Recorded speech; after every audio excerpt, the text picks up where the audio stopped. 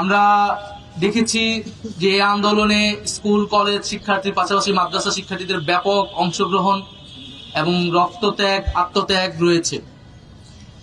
আমরা শুধু এই আন্দোলনই না, এই সরকারের পুরা 15 বছরের ফ্যাসিবাদী শাসনকালে আমরা দেখেছি যে মাদ্রাসার শিক্ষার্থীদের প্রতি বিগত সরকারের একটা আলাদা ধরনের ক্ষোভ ছিল। মাদ্রাসা শিক্ষার্থীরা বিভিন্ন সময় সরকারের রোষানলে পড়েছে, বঞ্চনা এবং অবহেলার শিকার হয়েছে। আমরা 13 সালের শাপলা হত্যাকাণ্ডের সময়ও দেখেছি যে মাদ্রাসার শিক্ষার্থীদের উপর কিভাবে পুলিশি নিপীড়ন চলেছিল।